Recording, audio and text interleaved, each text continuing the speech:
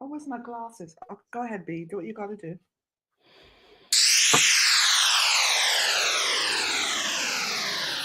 Yes, Lord, my people, this is JJ Bounty, and I come to let you know that I fully endorse the SPRB radio podcast with King, 10-star General, and the Queen, Sharon Mango.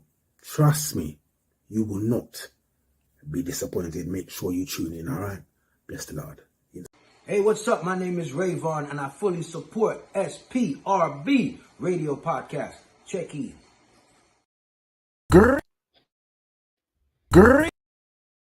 Greetings, one and all. This is Lloyd Brown, and I full dose the SPRB radio podcast with the one and only, the one and only.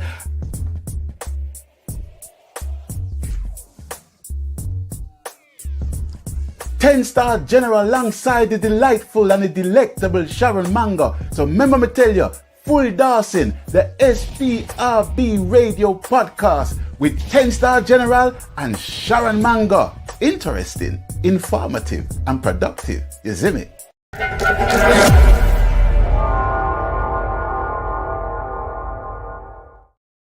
Good evening, good afternoon, good night. No matter what time zone you're logged into, you're welcome to the Live Conversation Show. I'm your host, 10-star General, alongside the beautiful Sharon Mango. Original Mango, by the way. Original. Oh, we fix it quick. Original Mango this. Yes. Good morning, good afternoon. This is a great day today. It's an amazing day for us all. Why is it a great day? Well, you know, it's a great day because we have the phenomenal, incomparable Miss Judith Jacobs on our platform. Like, do you know how big that is, though? Do you know what I'm saying? A woman of that caliber. You know what I mean? Okay, I tell you what, I can't breathe. I cannot breathe. Oh God, I need a defibrillator. Warrior heart, because I'm so stoked. I'm so stoked. This is a wonderful day. That's all I'm gonna say. God bless everybody today. Look at that smile up right up the screen. No. Who's on the platform? My sister in there. Yes. Sorry, Judith, it's just what we do, right? Miss Sharon, what an introduction you give me there. I hope I can live up to it. That's an intro and a half. Yes. I know you can. She's already lived up to it. She's a legend. She's a legend. She's walking into her greatness. She is. Miss Jacobs, and that's the beautiful thing. The beautiful thing is, we are here to give you your flowers. You understand? Our personal flowers, and we're sharing it with the world, but we're here to give you your flowers. You have done so much. I live here in the States, but of course, you know, I'm from London, right? And you just growing up and seeing you on the TV screen, you've done a lot for us, you know? Oh, thank you. So people understand that. Don't have all the things, you know. You understand? People know the boy know today. They're gonna know. Said you're living in the States? Yes, I am. Oh, where are you? I'm in New Jersey. Oh, excuse me. Okay. Yes. About 45 minutes from New York. That's about 45 minutes from my house to New York. I'm like in between everything, kind of sort of. But yes, I am in New Jersey. Nice, very nice. Yes, you're welcome anytime. Thank you.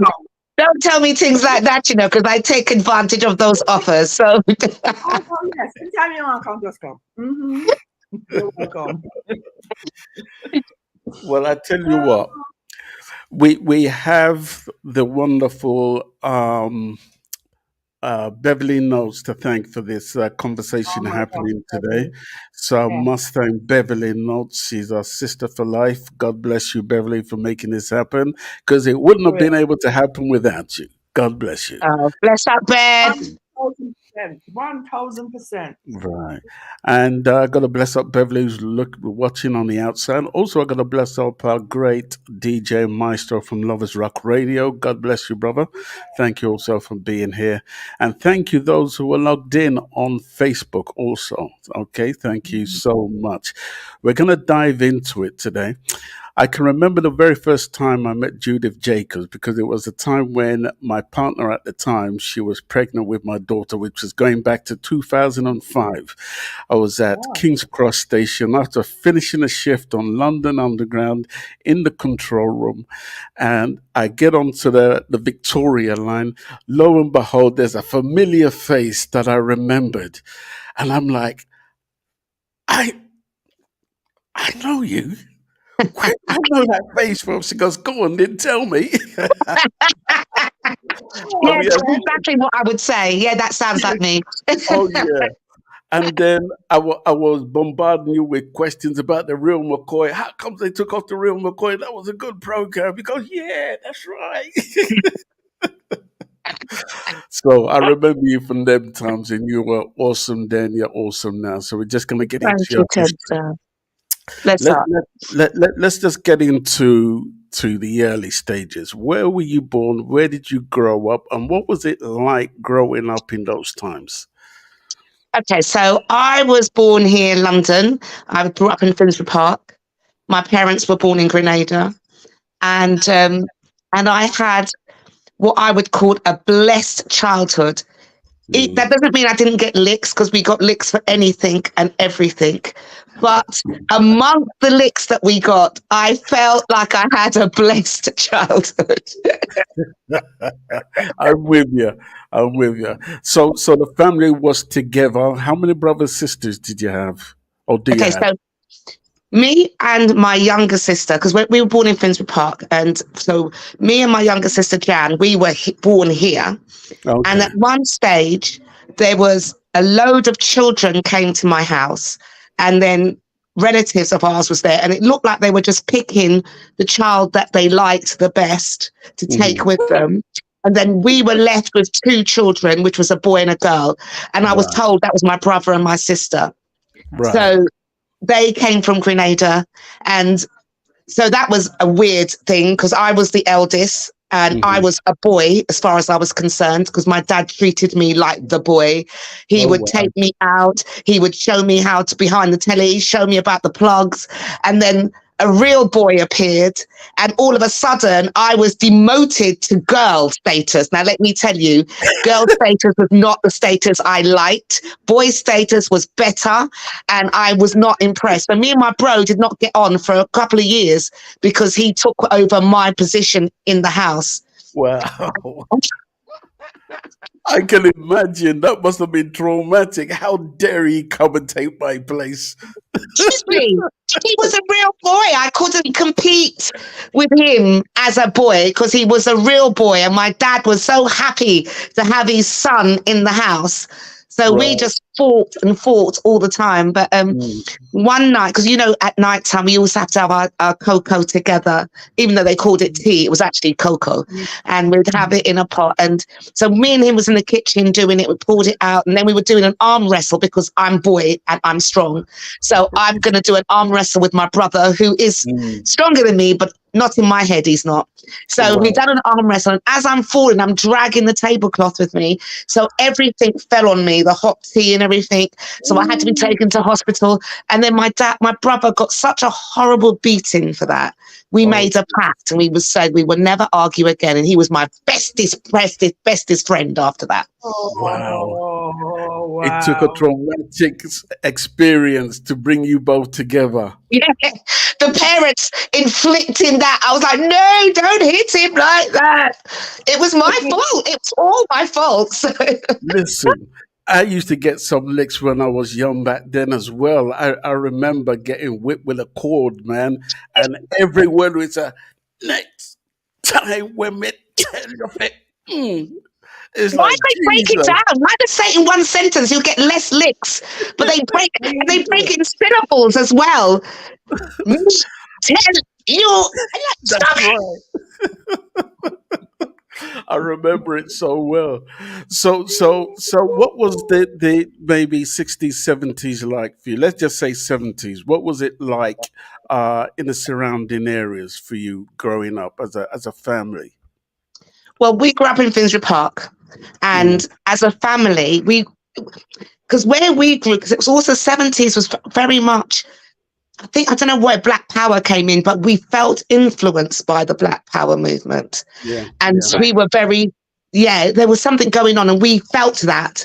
And there was about 3 or 4 families along Finsbury Park area that we were, the dons in the area, and they all thought the Joneses, the Jacobs, the Browns, and that we all thought we were the ones, and we would have races on the road. This is why I said our childhood was good, because we had all. And what's interesting is that we didn't know we were poor. I had to be in my 20s before I realized I was poor. Yeah. Because we were fed well, even though we didn't want it. We were given home cooked food. Yeah. And we always wanted to eat outside. Didn't realize we couldn't even afford that. But our parents had said, "No, you're eating." And you're like, "Okay, fine." Right. And you get older, and then you realize, actually, because, I wore my older sister's clothing, and it was passed down. And when you got your new stuff, you were well excited. But you didn't think you were poor. You just thought that was normal, because everybody you knew lived exactly like you. Right. And I recognize and confirm what you say, because it happened in our household. Even before my father passed away, I had to ask him, before he drew his last breath, I said, "How did you do it?" Yeah. There was times when we had rice, but we didn't have anything to go with the rice. So he said to us, "How would you kids like to have some fried rice?" And when we hear the thing fried rice and put this in it, oh my God, yes. You know what I mean? And it tasted good. But the mindset they used on us back then was just, man. Can you imagine? I'm sure, did you have condensed milk sandwich? Yes. Oh my God. Can you think about that now? White bread with yuck, and more yuck. But that was It's so true. Yes, it was. Sharon, chime in. Come in, Sharon. It's true. It's very true. I mean, as you're talking, I'm thinking of my childhood, the licks. God, the licks. And you don't think to yourself, it's abuse of some sort, because nobody don't beat kids like that. I'm happy that I got to talk to my mum. Like, yeah, that beating was good, yeah. She goes, "I know, but that's the way we grow up. That's how you preach to pick the devil. But to grow up fine, don't it?" Yes, Mum. I guess you're right, Mum. Yes, Mum, you're right. I'm amazed we're not more traumatized when you think about it. You mentioned the cord 10-star. I mean, my bro, he stole my mum's engagement ring to give to some girl. Right. And he got beat so bad. It was like slavery beating on his back. It was bare back, beating with the cord. And it was so bad, he couldn't go to school. It was welted on his back, literally slavery beating as far as I'm concerned. And then he had to bathe in this blue thing because he had to heal it. He couldn't, it was just awful. Yeah. And it was the enslavement of our ancestors that been passed on, the whipping, the beating, how you deal with people. And then I know that you must have done what me and my partner done. We said we're never beating our child. But I think she got 2 hits in her life with our hands. And he cried. The first time he hit her, he cried. I'm like, "Dennis, you can't be crying and us kissing her. We've just beat her. I'm sorry. That's ridiculous." But right. We said we're not doing it because we're never going to do that to our children. I didn't. I smacked her, and that's about it. And felt nothing. I couldn't do it. No. I couldn't do it. In the craziest way, but you know what? For those of us who have come out of it, let's just say, for those of us, it was harsh, and that's what they knew, right? It was. It was. It was harsh, but that really was all that they knew. It was a way of them showing their love. It was a way of them showing to do the right thing. It's what they knew. It then becomes a choice for us. We're raising our children that there is another way. Yes. Right? We're going to have to teach another way, because that's traumatizing what happened. But you don't, let's just say, you don't make your parents suffer for that. You just remember, but that's just the way it was for them. They didn't know any better. Yeah. That's the sad part. You know what I mean? It is. It's very sad. You pick sense out of nonsense and say, well, I'm not going to do that to my child. I can't. Mm. You know, but also, what's also happened is that you still got to find a way of punishing them, i.e. you know that they want to go to this dance, they're not going to go to the dance. You know that they like this thing, they're not getting it, that's why. But other people want them to be their friends, and that's what happens with these children that have no boundaries. You've got to have boundaries. Whatever way you form them, you've got to have boundaries, because that's how you learn. Yes, very true. As harsh as it was, what they did to us, we're the better for it. Put it that way, we're the better for it. Even for my daughter, especially coming up in the States. I need these sneakers. Where? Which part? No, it's not happening. But mom, when you work and you get some money for sneakers, and I tell you what, I got her a job at 14 years old, where I was working in a school, and she was getting good money for what, a 14-year-old, you're getting what, every 2 weeks, like $400 or $500. I said, wow. Look, now you can get sneakers. You know what? She's like, no, nothing comes to save you. And I was like, all right. But you don't want me to buy the sneakers from my money. No. The value of money she learnt by owning her own money. She learned is when my daughter was young. I don't remember the variety box of cereal you used to get, and you get all different types in there. Absolutely excellent. So I had to go to work, and I said, "Look, here is some money. Go and buy your cereal, that one you want. So this is your money for the week." So I gave her an allowance so that she learned about money. I gave her an allowance. Yeah. She went to the shop and she came back with Weetabix. I went, but that's not what you wanted. Yeah, but this is only 79p. The variety was, and you know what? That child is up to dear, is very aware of the most expensive. And that's a beautiful thing. See, exactly. Give them their own allowance, then they learn the value of money. Yeah. So she's good with bargains then. Oh gosh, very good, very good. Even when she eats it out, she chooses well. Right. You see, I love talking about these times because it really did shape who we became, as adults today, and when people, like I always say to people, if you were to put a microscope or a fine tooth comb through the years of time, you'll go back and you'll be able to figure out why certain people are the way they are today, like for instance, if we take you back to school, what did you want to become when you were going through school? What was school life like? School life was beautiful. My dad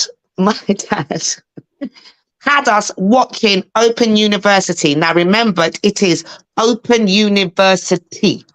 We're in primary school. I remember. And he expects us to answer the questions. Yeah. By sheer accident and coincidence, I happened to answer one question right. And that made me intelligent. My father went to school, my primary school, and told them my daughter is intelligent. I don't want you putting her. When I went to my secondary school, my daughter is intelligent. I'm like, please stop telling everybody. Now, he made me think I was intelligent. Right. And it's really important what your parents say and how you are treated, because I was certainly treated in my primary school like I was intelligent. I was given all the top jobs and the stuff to do. But your parents weren't letting you have no B on your report. Right. B was like a sin to my father, a sin. A B plus was okay, but a B, you're bringing a B. Yeah.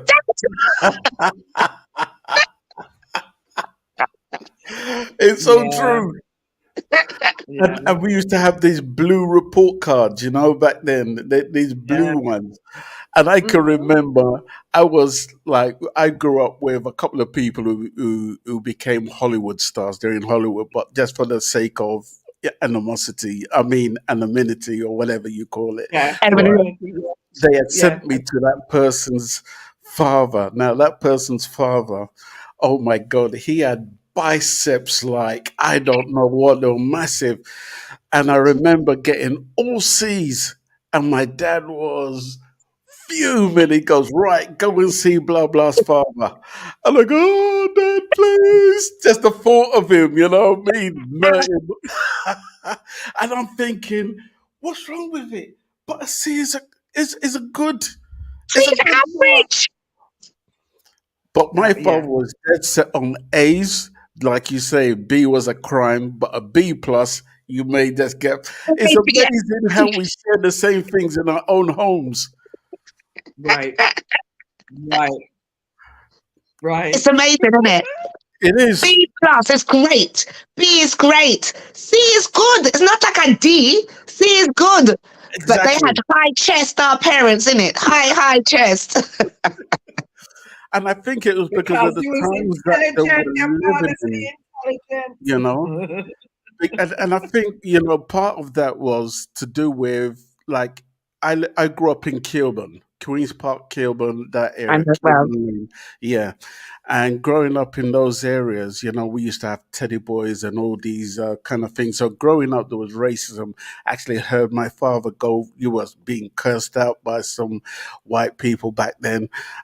So I could understand why he wanted us to do so well. That's when I look back in those times. Was it the same for you? Yeah, I mean, we had different things because where I grew up was on Finsbury Park Road, and that's my young age. And what I had was I would go home and I go to my dad. Oh, I don't know why these cars always drive so slowly down this road, and they could just drive. I don't know what they're doing. He goes, "What? They'll drive slow behind you?" I said, "Yeah, they will drive really slowly."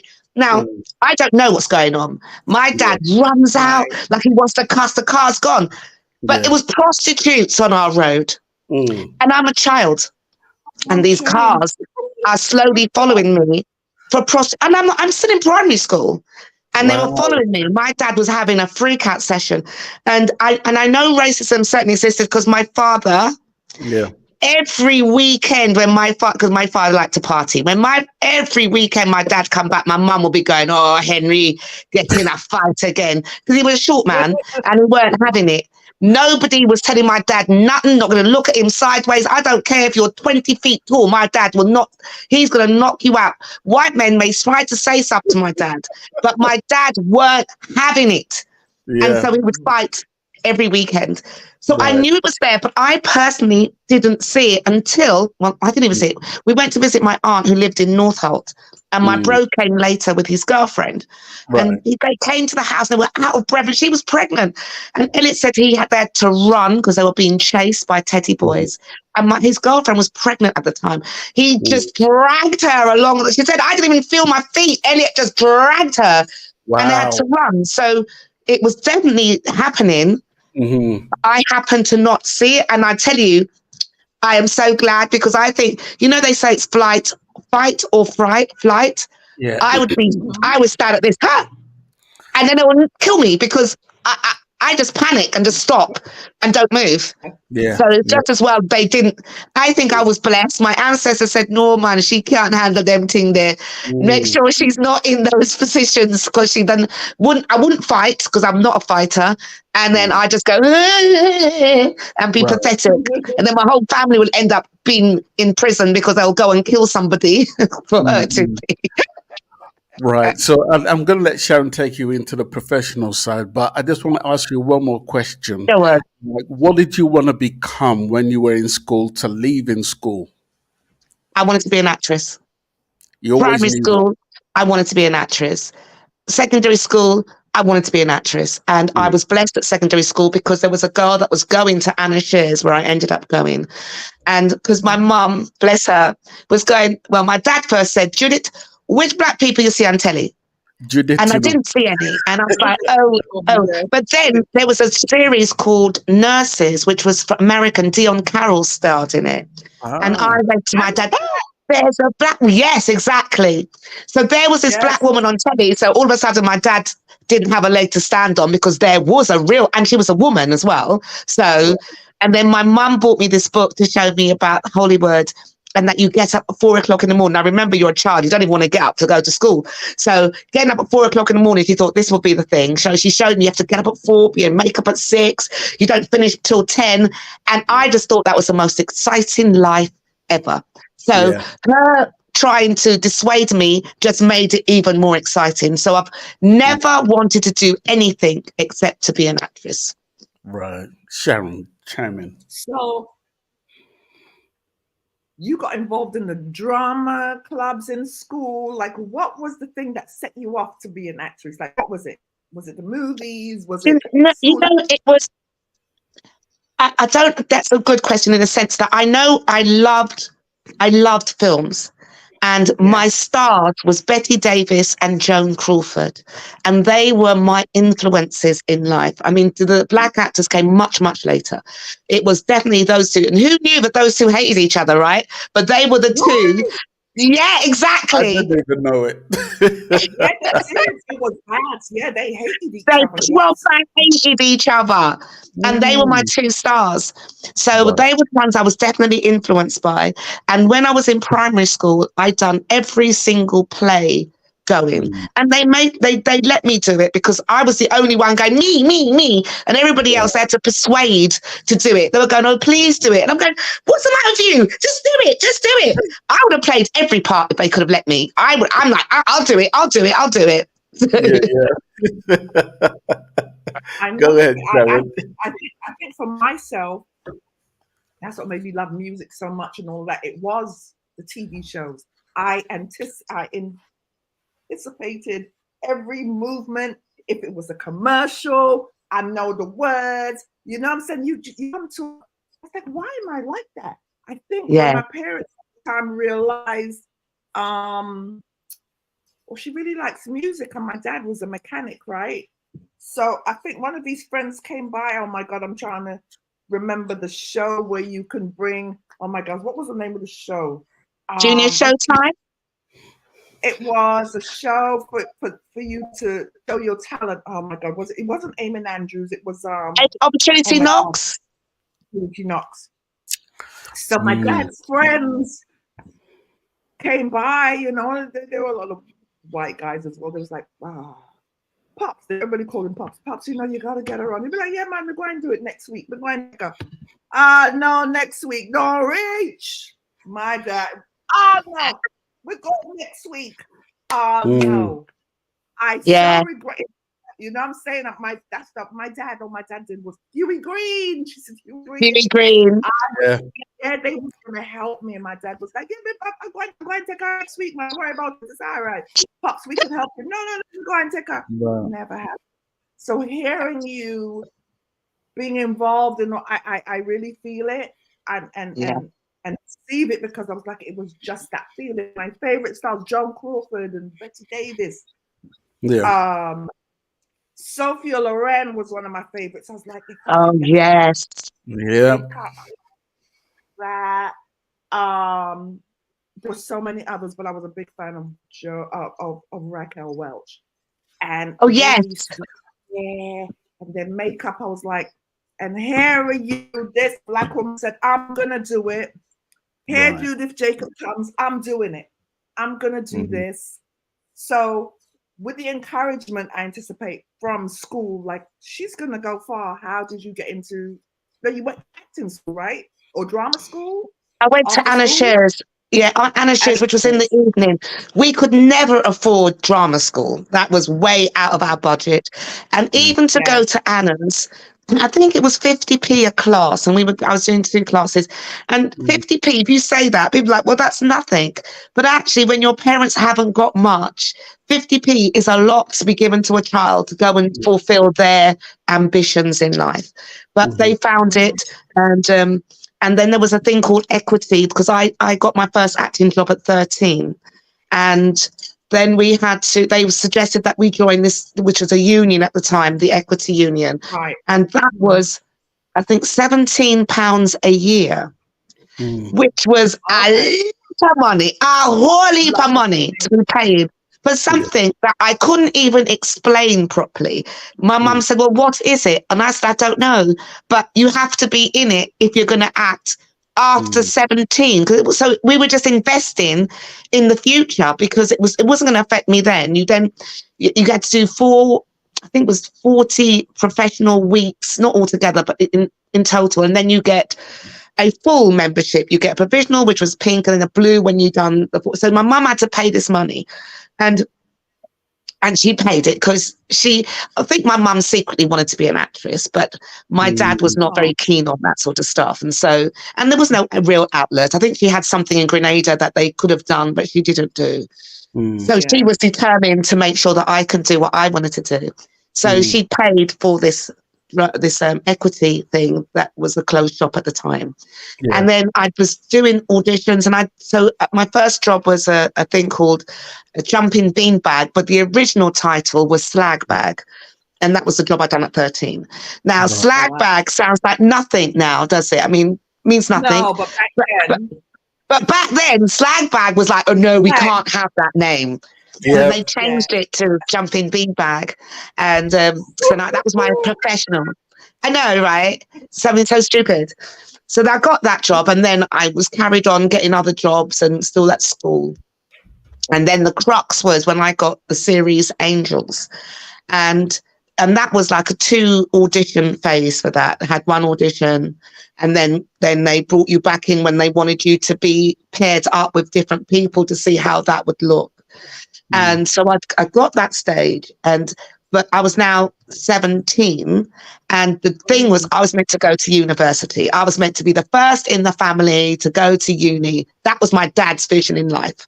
Right. So I got this job, and it was a case of, if I do this job, I can't go uni because I'm now going to be doing my job that I want to do.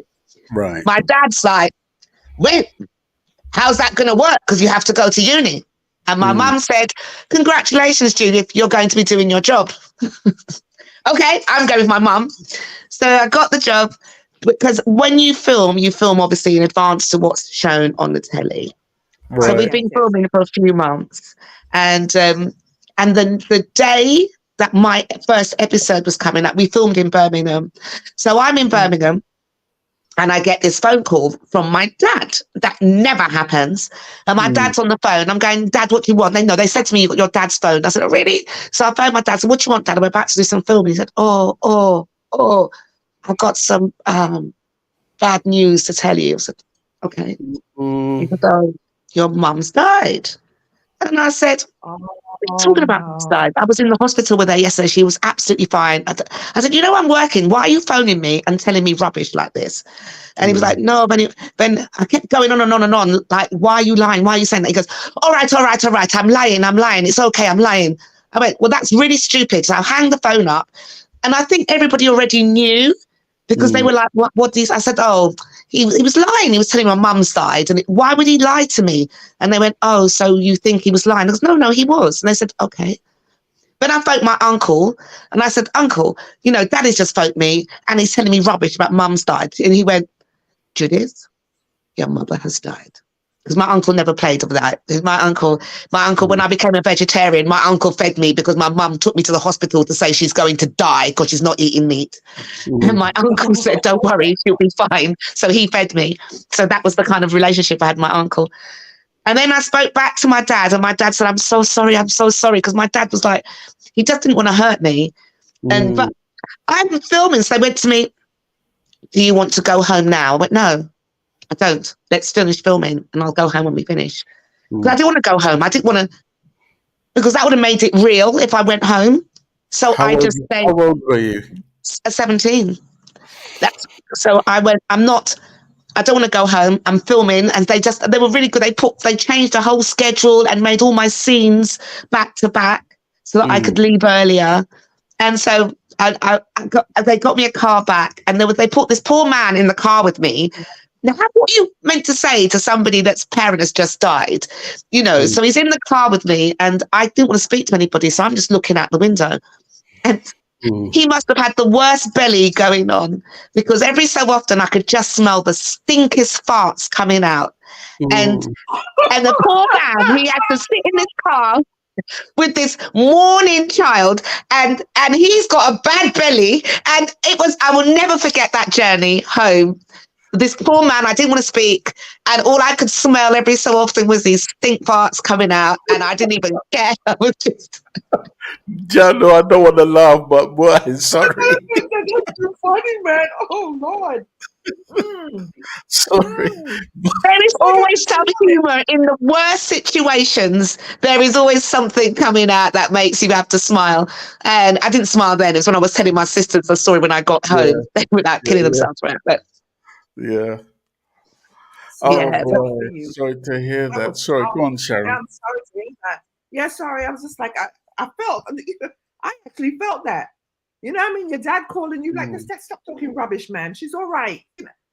That's the initial shock. Like, what? Yeah. Rubbish. She's fine. And the thing is, how do you tell a child of that age? Do you know what I mean?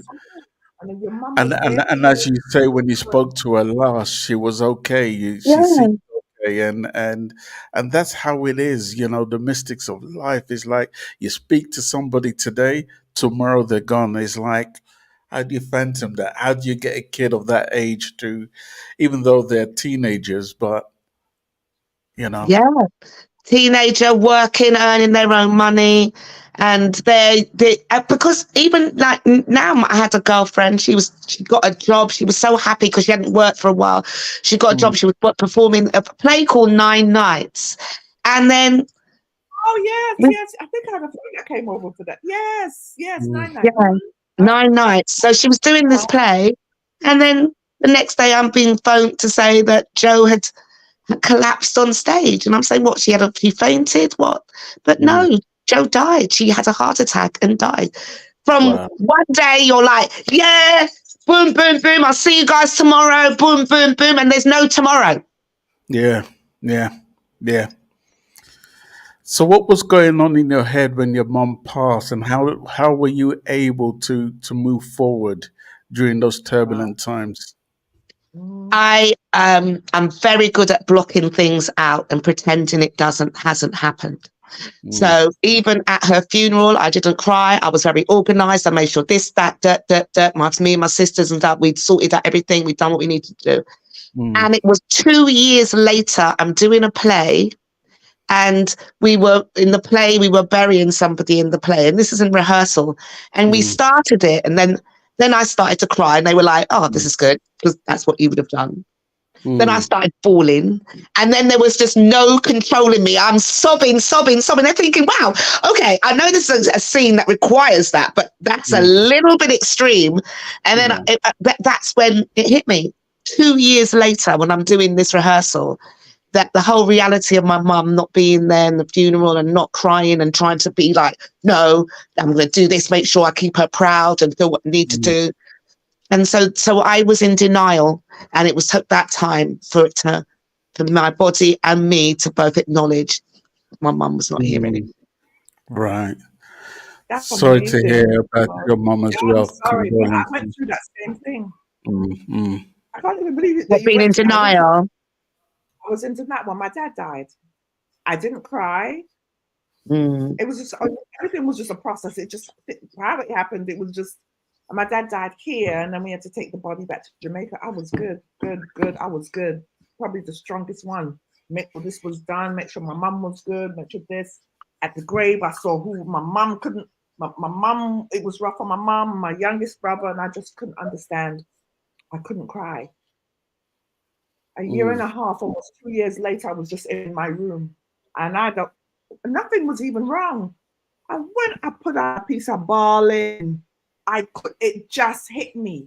So I understand your mentality at that time. You know what I'm saying? Like the reality of it is, wow, this happened, right? Yeah. I got something over there. I'm that person too. I could block it out and put it to the side, and I'll come back and address it later. But that what you went through, I went through it. So oh my gosh, that's deep. Yeah, it's real deep. It's how we cope, though, isn't it? It's a coping mechanism to pretend it's not there. Yeah. It is. I know. So take us on to what happened next. So after Angels, I guess no problem, right? Yeah. So Angels I'd done, and then Black Theatre Co-op was around, and so I had never done theatre. I'd only done telly. But I knew all the guys that was part of Black Theatre Co-op, you know, like I knew Vic because he went to Anna's and Chris Tummins, so I knew them. And Janet I'd obviously known of. And I went to see their shows and were Welcome Home Jacko, and I went to see their plays. And I was like, wow, this is amazing. Yeah. So I'd done a play with them, written by Edgar. I should remember his surname. He's an amazing man, very serious brother. And then they, because Black Theatre Co-op was doing plays that was selling out theatres, because they were doing plays that was relative to us as young African Caribbean people in England.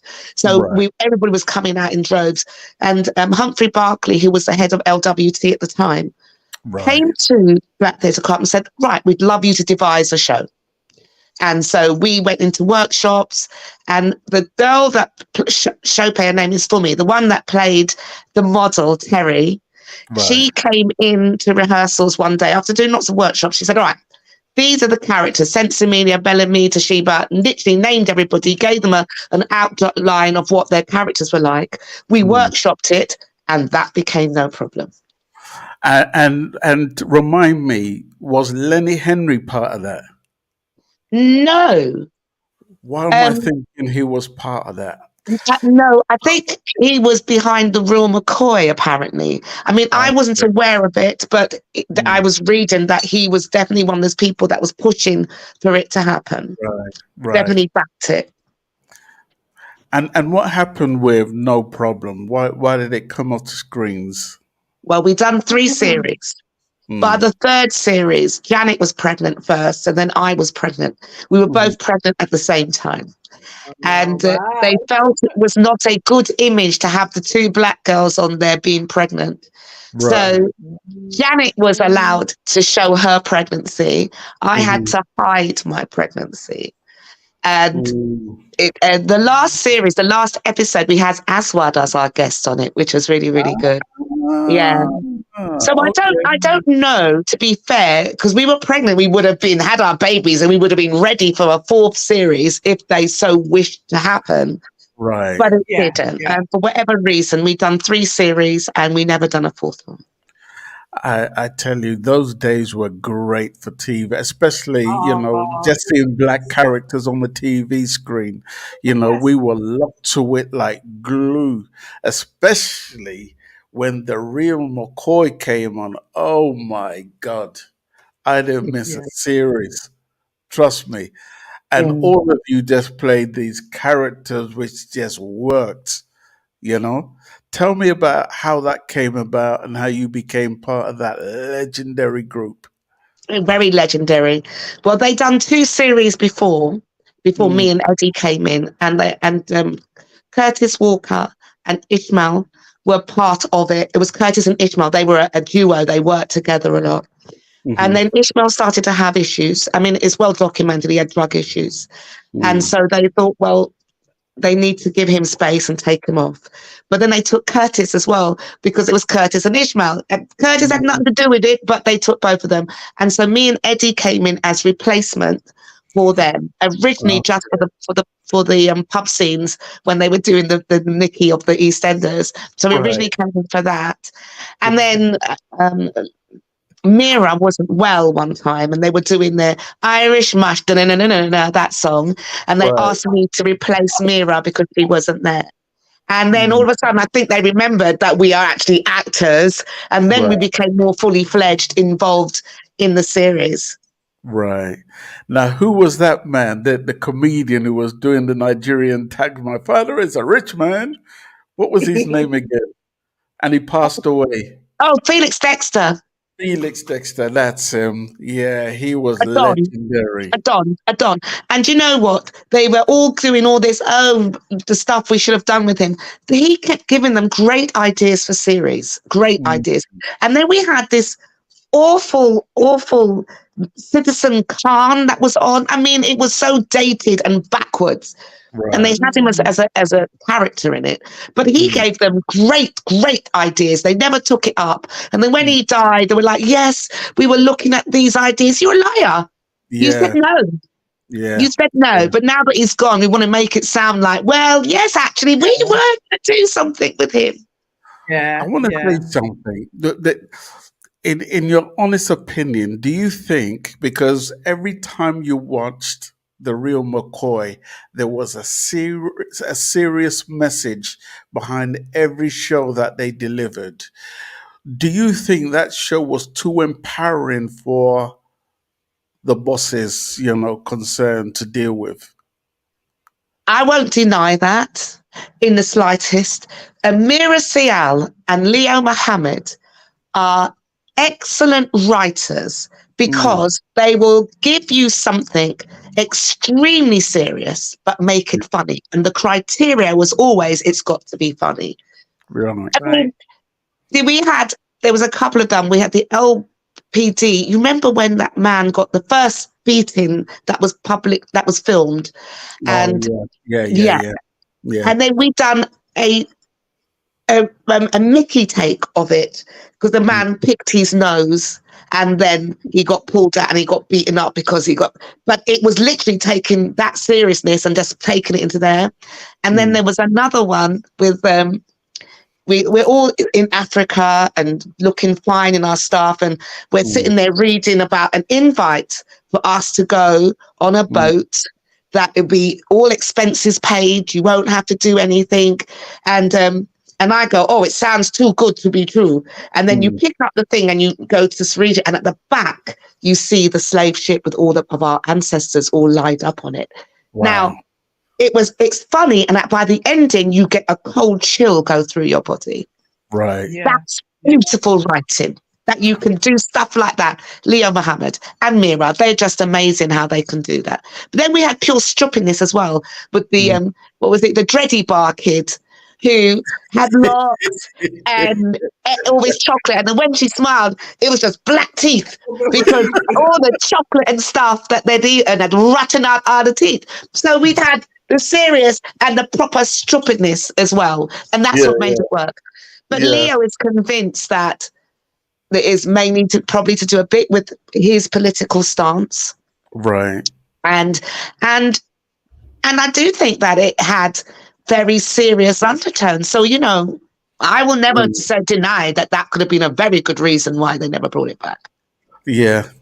And to me, it had all the markings of what you just mentioned, because that always stuck in my mind, that everything which is so great on TV, which especially where black people are concerned, has a very short shelf life, and we're talking about like creme de la creme of TV as far as I was concerned.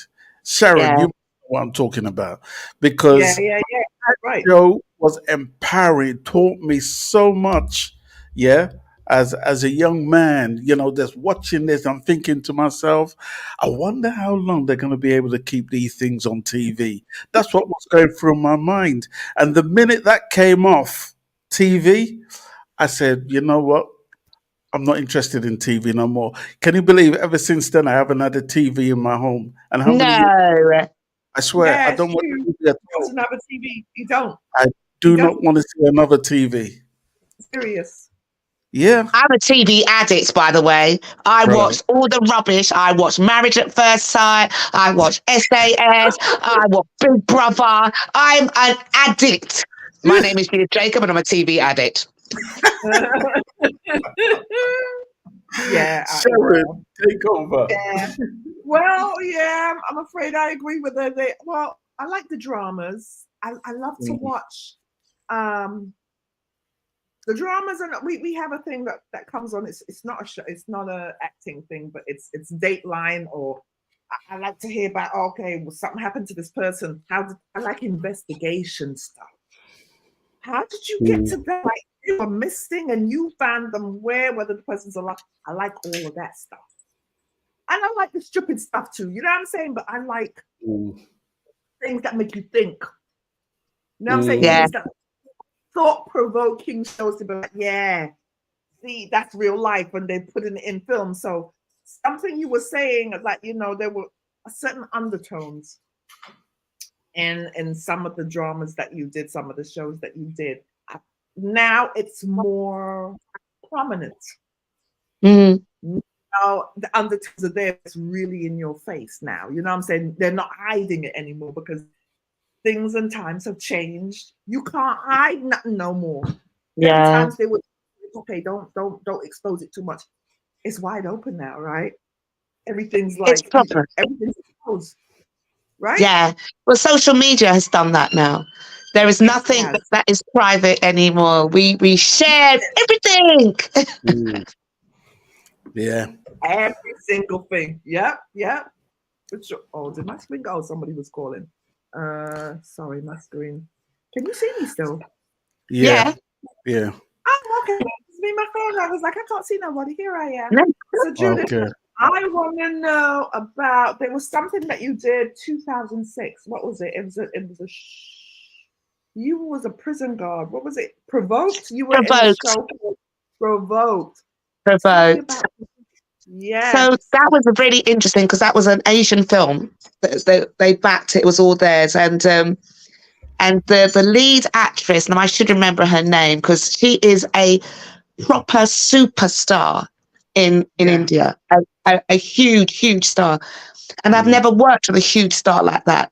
So she had two people that followed her everywhere she went before she filmed, and if there was like one hair that was out of place, they would come and they would make up her hands so that it all looks good. But they had to keep reminding them that she's in prison. She wouldn't have her hair slicked down and looking all fantastic. She's in prison because she's a major superstar. Now, with that show, I originally went for one of the prison women that was in it. And the guy that was casting said, "Oh no, you're way too slim to play that part." I said, "You know, you can put clothes on and you look bigger. You don't have to." And he said, no, you're way too slim. We'll have to make you the prison guard. And I wanted to be the prisoner because she had much more lines to say and I wanted that part. But because I wasn't big enough, and the girl that got it, I did want to say the words, and then we were talking. I goes, "You know what he said?" And she goes, "Well, that makes sense because they said to me, 'Oh yeah, you're a bigger size woman.'" I said, "They never said that to you." She said, "Yeah, rude." Wow. But it was based on a true story, Provoked. And so it was really good. Yeah, it was very good. And the actress was the lead white lady in it, and I should remember her name, it's all gone out of my head, but she was beautiful because the actress that got the part that I wanted to play, she was traveling from Derby and she had to stay in London, and the per diems was not covering it. Per diems is what you get to cover your expenses whilst you're not at home. And that lady gave her whole per diems because she lived in London and said, "Take that," which is £500, so you can sort yourself out. I mean, generous or what? God. Yeah. So let me take you back to 1995 when you did Holby City. How did you get that part? Because I heard about Holby City, not that I watched it. And that led on to Doctors. So just tell us about those two shows. Yeah, well, I auditioned for it, and it was just because things like EastEnders, I was given the part because Angels, the producers Julia Smith and Tony Holland, were the ones that done EastEnders, so I was offered the part. I was offered the part in Royal McCoy, but with Holby and that, I had to audition for them. That's normal. That's what we do in these jobs. Right. So yeah, I got it.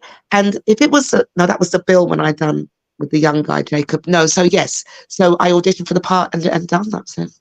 So did you say you did the bill? Yes. And I had a young guy that played my son, Jacob, who is now a mega star out there. He done Games of Thrones. He's doing Doctor Who. I mean, he's gone on to do stuff. I'm glad.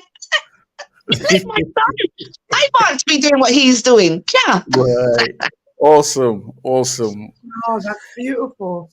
So how do you see the acting industry? Is it a level playing field for black females such as yourself, or do you have to go over and above to get these parts? I don't think it's a level playing field because it is exactly the same as the world that we live in. It's not an even playing field for us as African Caribbeans in normal life. So it certainly isn't any different in the acting world. What we get is phases, because in the 80s we had the riots.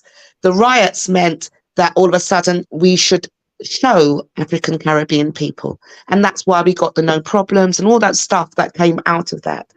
And then it seems like everybody's happy, we start to reduce it, and then we've assimilated, so we put one black person in this show, one black person, so we're represented in these things. So it got calms.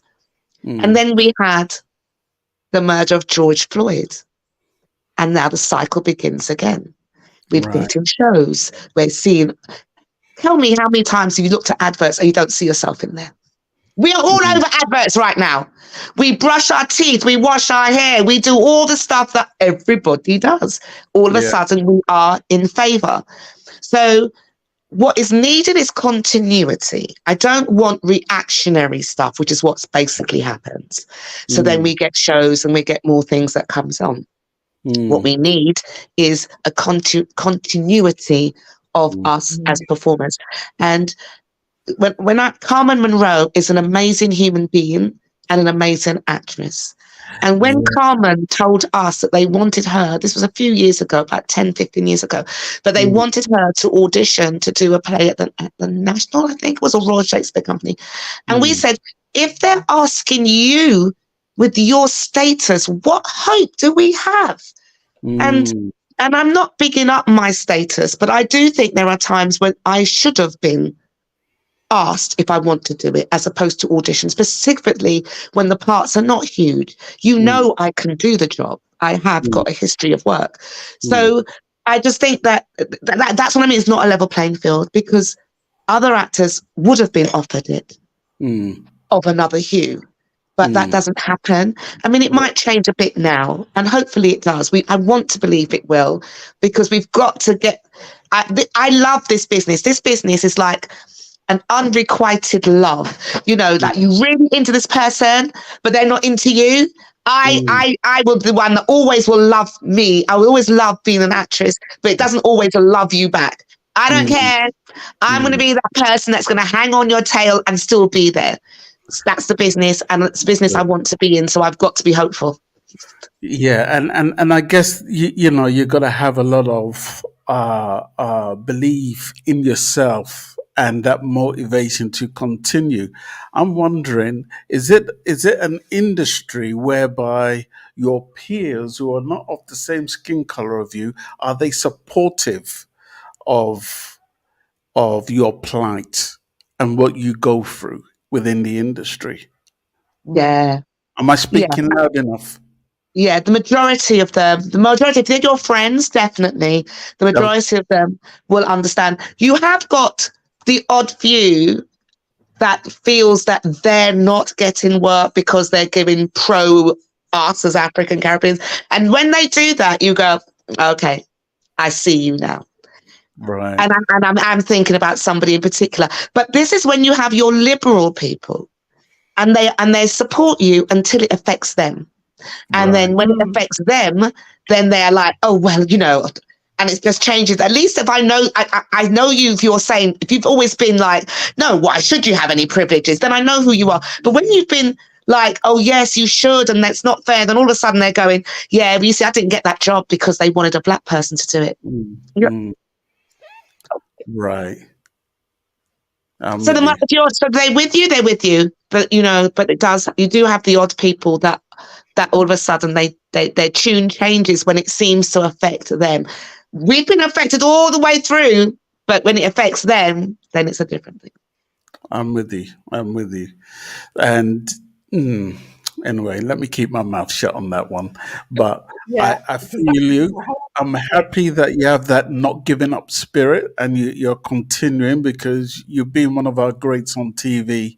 And, I just pray that your longevity in TV goes a very, very long way. Just let me just say it like that. Thank Now you. I am blessed that I work with some women that are the BB crew, and mm, I have been so blessed because the times when you do feel like you're a fraud and why am I in this business, I mm, am able to speak to them. They are my sisters as far as I'm concerned, and I can speak to them very honestly and very openly and reveal myself in a way that I would not do to other actors for loads of reasons. But right. them, I can go and say, I don't understand what's going on. I've gone out for 10 jobs and I've not got any of them.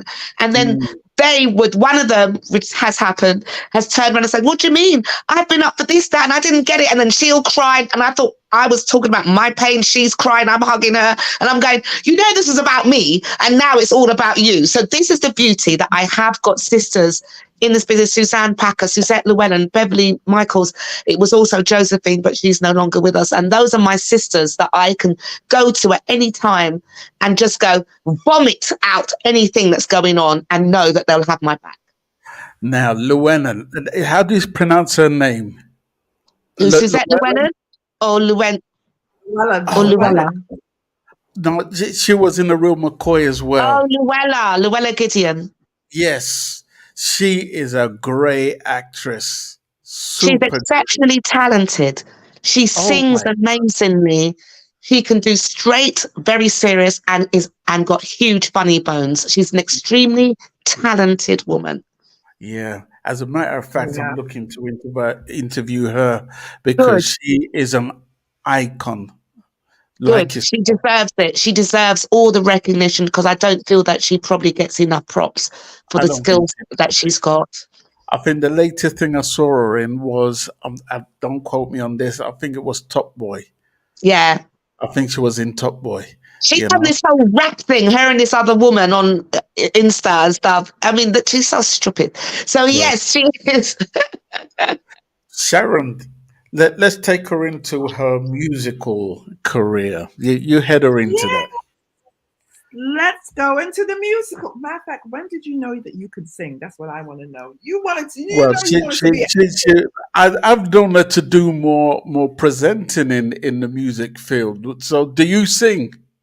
No, I do sing, but nobody will ever pay me to sing. Ah. Ah, Ah. why is that? Are So you a bathroom if singer like nobody me will or pay what? you, Yes, because I heard right. that. When you sing exceptionally well, but you may not sing the notes in the right order, and people get offended by that. I don't understand. So I am expressing myself. You said. In the best way you know how, right? Thank you. Thank And as you. far as concerned, we're the best singers in the world, right? Babe, I do Exactly. I do a radio show. I'm on Conscious Radio, and at the end of my show, I do a sing along, and Mhm. I don't care. Nobody can stop me from doing my singing at the I end of swear. my show. I was just like, oh, when, that's why I put my head down. When did you know you could sing, Judith? Because I know you do a lot of something after your show. That's too funny. But Oh, how did you get Jesus. into that You know anyway? what? We've got to log into that show, We have to log into Oh, that show I one know day. you're The gonna love sneak it one because I day. saw it. That's why I put my head down and said it. Like, Judith, when did you know you could sing?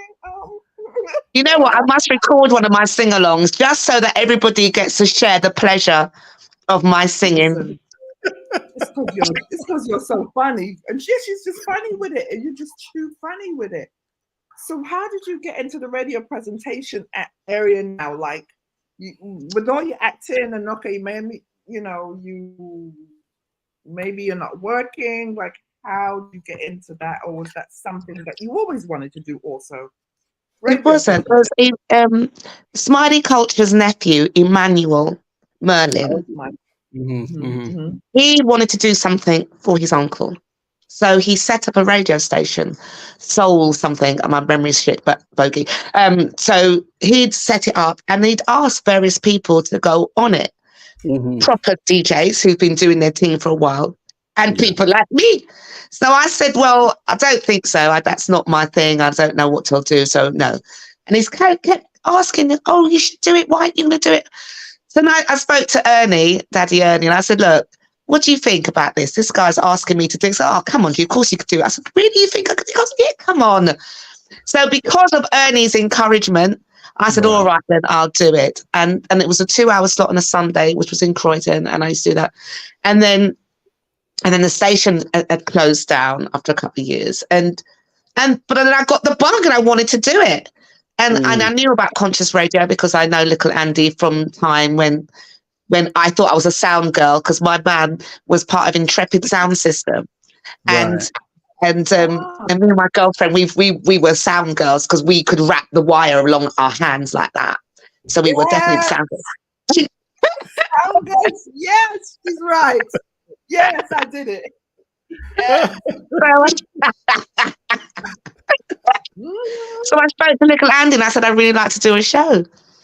And then a couple of months later, I got a show, and there you go. I'm now on Conscious Radio. I've been there I don't know, 5 years now or so. It's been a little while. Yeah. I noticed you've been there for a good while, and you seem to be doing that. I haven't tuned into your show, but I have to try and tune in one of these days. You know, you definitely got the spirit and the character for it. You know what I mean? That will keep people tuning in. That's what I'm saying. It's your whole personality. You never know. Sometimes I was, matter of fact, listening to a book. It was something that was going on, through the podcast thing. And it's something in there where the person was first a model, then they were this, then they're a producer. But all these things were already instilled in you, and you just, as much as you love your acting, there's so many different facets to you that you never even thought of or never tapped into until, for some reason, it will sail your way, and you may say, "Nah, I don't even want to be bothered with it. All right, maybe I'll try it." Then you got it was always in you. It's your whole personality, Judith. It couldn't have been nothing else. You're that person. It was going to fly. I tell you, I thoroughly enjoy doing it. I love doing my show, and I get some really great guests that will come on, and we just chat and reason and stuff. So, I 3 hours of just self-indulgence. Who wouldn't like that? I mean, what is Beverly saying? You're a professional twerker. She said you're a professional twerker.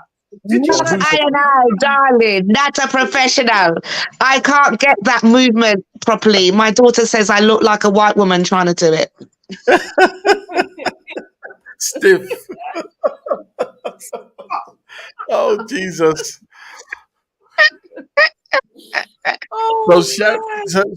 So what is going on for Judith Jacob today? What plans do you have now and for the future?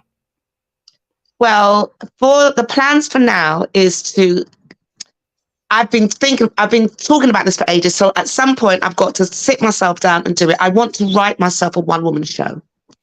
I've said it, I've made notes. That's as far as I've done it. I've made notes, but to me, that's a beginning. I've done those notes 5 years ago, but maybe I'll pick them back up. But that is what I really, really, really want to do. We've been asked as the BB crew to do a show, a theatre, and so we've got to get ourselves together. But one of our girls, her sister is in a terminal way, so her energies is there, and we're just supporting her. So we've got to do that.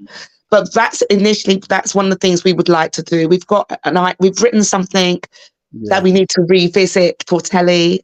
So we need to revisit it. So those are stuff that we're looking at. I want to become better as a DJ. I've been playing out. I can't believe though. I don't even like to say DJ. I feel like it's a false thing to say DJ. I play music. Right. But I want to be better at what I do. Right. So that's part of my plan. And I heard you went to play in Gambia. Oh, darling, Gambia was my first professional thing to go out to do. Oh, really? How did that happen? Yeah, because Marky B was on Conscious Radio, and he used to be on just before me. Right. And he was talking about going to Gambia and taking out people.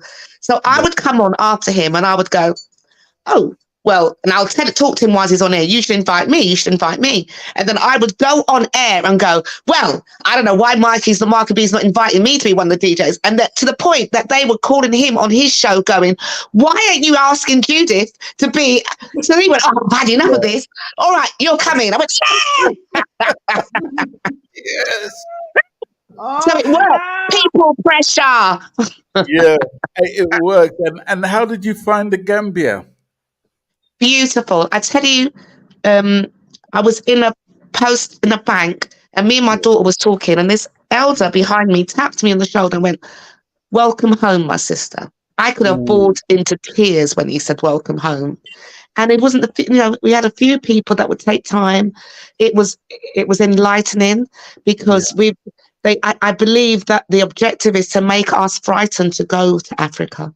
Because we see stuff. And if you see Europeans are constantly in Africa and you're telling me we frightened to go to our own place, what stupidness is that? So it was an eye-opener to go to Gambia. And I've only been to Gambia, but I need to go to Ghana because my Ghanaian friends are very upset with me. But I keep saying Gambia, and not made it there. Right. I definitely want to visit Kenya. I mean, it's open, isn't it? I want to go and just... Tanzania is another one. Oh, my bogey in heaven. I want to go there as well. So you're like me. You're like me. It's like the places I want to visit now, they're all situated in Africa. I love the fact that there's a lot more people who live in the diaspora, as they say, who are now transitioning back to Africa. Like there's loads of Americans, African Americans. Yes. And Jamaicans who are making that transition in their droves, and it's beautiful to see this vast amounts of land, and they're doing ever so well, and they're encouraging more people to come back to Africa. So I love that movement, which is happening before our eyes, It is happening. And they're not waiting until they're decrepit. They're going whilst they've still got strength so they can build, make money, for people around them as well as themselves. I just say, make your money here, take it out there. Because they're still raping Africa as much as they can. So we need to do it the other way around and bring it back into there. So, and you're right, there's so many people that I'm amazed when I've bucked up some people and they've gone, oh yeah, I've got my land. And I'm like, what? When did that happen? They're not talking it, they're just doing it. I got to give props to those people. Absolutely, they're just doing it. Would you ever make that transition? Well, me and my partner talked about it because we're going to Ghana. And then I went to Grenada because it was my sister's 60th a couple of years ago. Right. And I went to Grenada and I went, oh my God, Grenada's so beautiful. And so next year we're going as a family and I'm taking my partner out there because I want him to see Grenada. I know I don't ever want to live in Jamaica and I would live in the Caribbean, Grenada, or somewhere in Africa. Right. But I will definitely have to be here to earn money. But I wanted to, I've met so many people who spend themselves in the Caribbean or Africa for 6, 7 months, 8 months in the year, and they come here. Yeah. And then they go back. That's the ideal situation for me. And I was checking the movie industry in Africa because at first I think Bollywood was the biggest movie industry back in the 80s. I think Nollywood now has superseded that as one of the biggest. Well, Bollywood did first. Bollywood superseded Hollywood. Bollywood. Yes. Nollywood. Bollywood first. And Bolly. Till this day, you mean? Till this day. Yeah, I mean, I think they are. I think they produce a lot more. But Nollywood has certainly come in. They've come in and they're not ramping. But Bollywood, they just do films all the time, like 2, 3, 4 films in a day. I mean, they're just banging them out. Right. Yeah. Right. So it's still one of the biggest movie industries, Bollywood. Yeah. Yes. Okay. Okay, big. But I do know Nollywood is doing extremely well. Yes. Yeah. Yes. Yeah. Without doubt, they most certainly are. And I can see you doing very well over there too.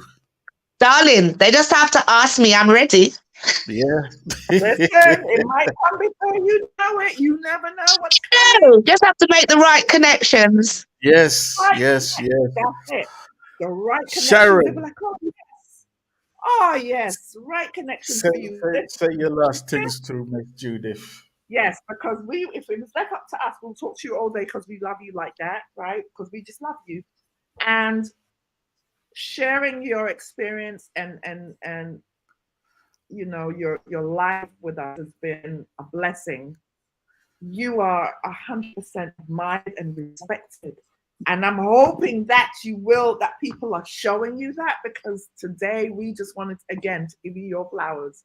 You're an amazing actress. You are funny as all hell. All hell, girl, you are too funny. You have an amazing show that do something. A whole personality, the real Judith to me shines when you're doing your DJ, your presenter show. You're amazing.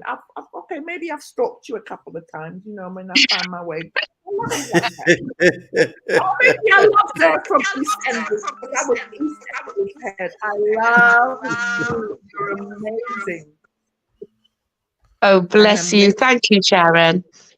Yes, you're an amazing individual. I wish you nothing but the best. And I promise you, maybe I know one or two people who will you look for an actress, because, you know, some people that's probably moved to Ghana. And like, could you call my friend Judith? She's ready. I will do it for you. That's right, baby girl. You just let them know. Yeah. Right. You know about Judith. I don't know about Judith. A few people in New Jersey. Say hello to them. Right. Oh, I will. Hello. Yes, I will. So, Miss Judith, it's been an absolute pleasure to have you on our show today. I really have enjoyed myself. Normally, our shows go on for 2.5, 3 hours, because especially with somebody like you, it's hard to let you go. As a matter of fact, I put a chain on your leg and I said, "Please don't go. Don't go. Don't go away." No, you guys have been beautiful. Thank you, 10 Star. Yeah. Honestly, I've thoroughly enjoyed this conversation. So thank you. We can do it another time.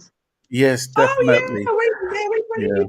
As a matter of fact, I'm going to come to you to see if we can get, what's her name? Luella. Luella Gideon, to see if we can get her on our platform. But I'll send you a message. Okay, beautiful. That'd be nice. But thank you so much for gracing our platform. We thank Beverly Notes for making that happen. Big up, Beverly. Yes. And we wish you all the best for the future, my sis. Thank you. And I wish you guys all the best with what you're doing. And I love this international link up. So bless up. Yes, I know. I think I saw her wheels turning, like, okay, so you're in New Jersey. Okay. Real quick, quick backstory. He's my friend from school in London. So I've known him forever. Yeah, so that's my friend in London. So that's my business partner now. And so that's history there. Yeah. I love that. I tell you what, before you go, give us a little sing along before you go, and you'll sing along us out. All right. My favorite song is Dennis Brown tune, Things in Life. Now I need to remember how. Things in Life. Oh my God, I know it. Oh yeah. Oh my God. Now that I've said it, the tune has gone right out of my head. Hold on. Not every day is gonna be the same way. There must be a change somehow. There are good times and bad times too. So have a little faith in what you do, 'cause you don't seem to realize the things you've got to face in life. Yes, you made me sing out loud. Whoop. Now I'm going to get a recording contract. Boom, see it there. Judith, we love you like cooked food. Thank you. Yes, Queen. Thank you, guys. Take care Thank you now. so much. Take it easy, peeps. Bye-bye. Love